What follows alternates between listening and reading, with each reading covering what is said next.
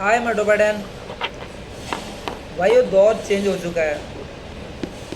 और दौर का मैं बता दूं आपको, उल्टी रीति से शुरू हो चुकी है।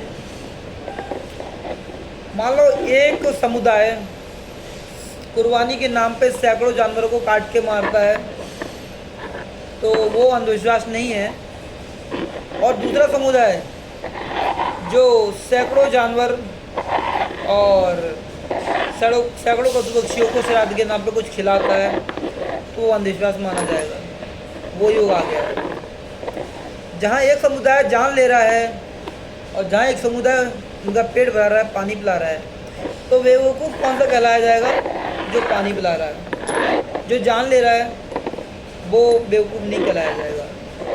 हम लोग क्या कर रहे हैं आज के दौर में? प्रकृति के साथ खिलवाड़ कर रहे हैं, बहुत बड़ा प्रकृति को ख़त्म कर रहे हैं। और इतिहास गवाह है, जो जो प्रकृति को ख़त्म करेगा, प्रकृति उसे ख़त्म कर देगी। सीधा सिद्धांत है। एक समुदाय जो पेड़ पौधों को पूजता है वो बेवकूफ़ कहलाएगा, बहुत बड़ा बेवकूफ़। और एक समुदाय जो उन्हीं पेड़ पौधों को नष्ट करेगा, काटेगा, वो इंटेलिजेंट कहलाएगा। ये नीति आ गई है दुनिया में। और सीधा प्रहार हिंदू धर्म पे होगा आने वाले टाइम में, बहुत तगड़ा वाला होने वाला है। और हिंदू धर्म के मानने वाले उन्हें चुतियापा या चूतिया बनाया जाएगा। यस, वही जो है होता है, वही होगा, कुछ कह नहीं सकते। और जो खुद अंधविश्वासी होंगे वो एक इंटेलिजेंट कराएंगे। सीधा ये सिद्धांत रहेगा। और जैसे एक नीति है, एक समुदाय संविधान को मानता है तो उससे इल्ज़ाम लगेगा कि संविधान को ख़त्म करना चाहता है। और एक समुदाय जो जीते जी संविधान को मानता ही नहीं है, तो वो संविधान का रक्षक कहलाएगा। उल्टी नीति आएगी, सब कुछ उल्टा हो जाएगा। पानी हम लोग गंदा कर रहे हैं, जानवरों को हम मार रहे हैं, ठीक है, पेड़ हम काट रहे हैं, चौतरफा प्रकृति को घेर रहे हैं हम लोग। एक दिन प्रकृति हमें नष्ट कर देगी। एक दिन प्रकृति ऐसा नष्ट करेगी कि इंसान जो है खून के आंसू रोने वाला है। टाइम आएगा कि इंसान खुद खून के आंसू रोएगा, जो प्रकृति को नष्ट करेगा। जानवर का कोई कसूर नहीं होता है, वो तुम्हें रोक के नहीं दिखा सकता, वो तुम्हें बोल के नहीं दिखा सकता, वो तुम्हें हंस के नहीं दिखा सकता। वो खाली बस तुम्हारे प्रति हल्का फुल्का प्यार प्रकट कर सकता, वो कुछ नहीं कर सकता। आप चाहे सो मारो तोड़ो, वो शिकायत नहीं कर सकता, वो पुलिस में नहीं जा सकता, वो आप पे मुकदमा नहीं कर सकता। आप कुछ भी कर सकते हो उसके लिए।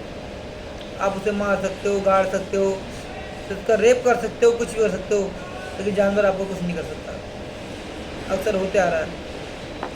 जानवर से आप सुविधा लेते रहोगे, जानवर से आप दूध लोगे, जानवर से आप बहुत सारी सुविधाएं लोगे, जानवर से आप काम लोगे, लेकिन जानवर को आप कुछ नहीं दोगे सिवाय मौत के। तो इससे क्या है, प्रकृति नाराज़ हो जाएगी और एक दिन सब खत्म हो जाएगा। यही है इंसान, यही इंसान की औकात रह गई है। और इंसान हंसेगा, खिलखिलाएगा अपनी कुटिलता पर, अपनी धूर्तता पर, कि मैंने इससे पार कर लिया, मैंने उसे पार कर लिया, मैंने विज्ञान को पार कर लिया, मैंने कार चला ली, मैंने हवाई जहाज उड़ा लिया। लेकिन एक दिन इंसान मरेगा, एक दिन इंसान ख़त्म हो जाएगा, एक दिन इंसान अपनी करनी का फल भरेगा। वो दिन आएगा, वो दिन ज़रूर आएगा। हम प्रकृति को अपने दोनों हाथों से नष्ट कर रहे हैं, प्रकृति हमें नष्ट कर देगी। एक दिन प्रकृति हमें ख़त्म कर देगी। यही आएगा, एक दिन आएगा, ज़रूर आएगा। पेड़ पौधे हम मार रहे हैं, जानवरों को हम मार रहे हैं, ज़मीन हम खोद रहे हैं, और उथल पुथल सारी हम मचा रहे हैं। पाप हम लोग कर रहे हैं, बिना पाप वाले को फंसा दे रहे हैं। भगवान को हम नहीं मान रहे हैं, हम कह रहे हैं हम ही हैं, अहम ब्रह्मास्मि जो कह रहे हैं ना, हम हैं। सब खत्म हो जाएगा, कुछ नहीं बचेगा। जिन्हें लगता है ऊपर वाला नहीं है, जिन्हें लगता है, जो लोग कहते हैं कि प्रभु अपने आप को नहीं बचा सकता, प्रभु खाना नहीं खा सकता, क्यों खिला रहे हो खाना, वो उनकी गलतफहमी है। प्रभु बार बार तुम्हें दिखाने नहीं आएगा, प्रभु एक बार तुम्हें दिखाने आएगा जिसका तुम पछतावा भी नहीं कर पाओगे और खत्म हो जाओगे। प्रकृति को नष्ट कर रहे हो, प्रकृति तुम्हें नष्ट कर देगी। टेंशन ना लो, टाइम आने वाला है, इंसान खत्म होगा, इंसान अपना फल भुगतेगा अपने बुरे कर्मों का।